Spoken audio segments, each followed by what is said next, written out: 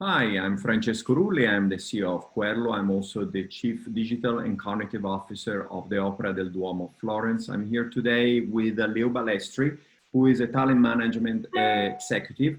Leo, if you can share with us a little bit more information about your work. Certainly, Francesco. Thank you for having me. It's a pleasure. So for the past 18 years, I've been working in the talent management space in human resources, and really with a focus on aligning people, business strategy, and technology to design innovative people strategies that drive business outcomes and inspire people. Two of the companies I've worked in recently were Sutherland Global Services, which is a $1.5 billion global digital transformation company with about 40,000 employees, excuse me.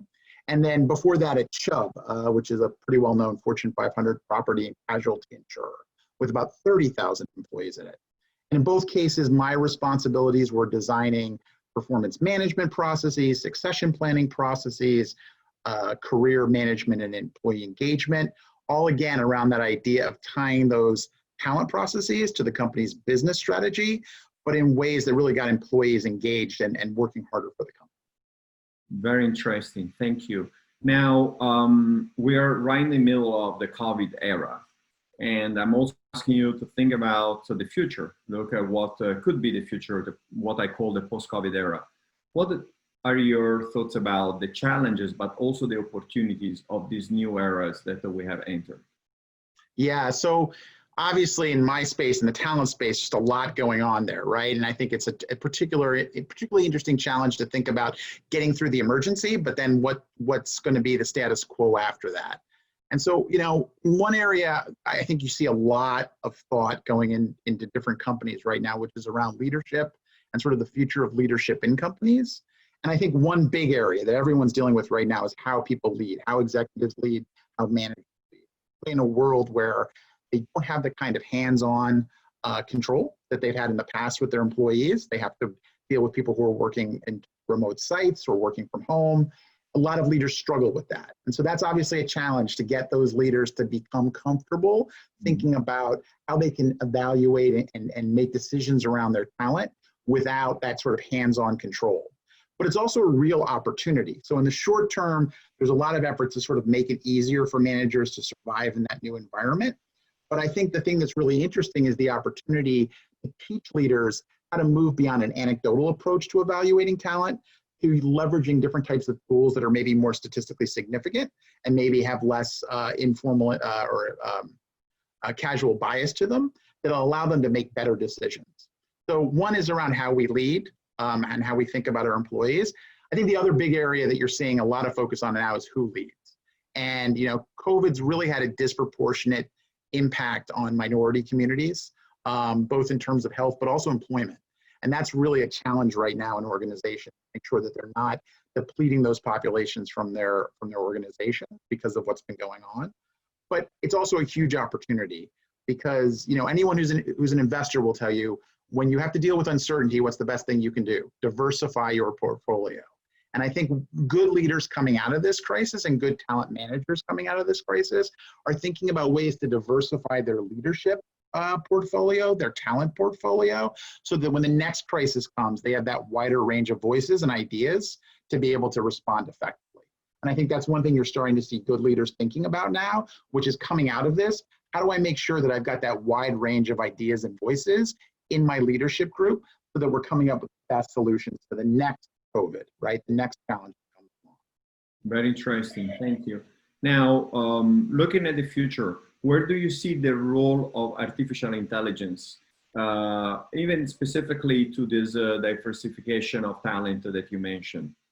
Yeah, so, this is an area that's really hit talent management big time in the last 5-7 years, where a lot of introduction of new technology and people just starting to think about how particularly AI can really transform a talent management space.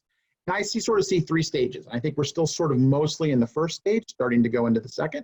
But the first stage is really around companies saying how they can use AI to save money and help employees find answers to questions they have quickly. And an area where that's really powerful right now is taking traditional shared service models and websites for employee resources and transforming them into like chatbots, interactive sites. And that's got sort of two advantages to it. One is for the employee, easier and more effective way to get answers to the questions they have. You've got an employee that wants to know how to write their goals at the beginning of the year. They can go to a link, and then they're interacting with a chatbot that's literally showing them how to do that.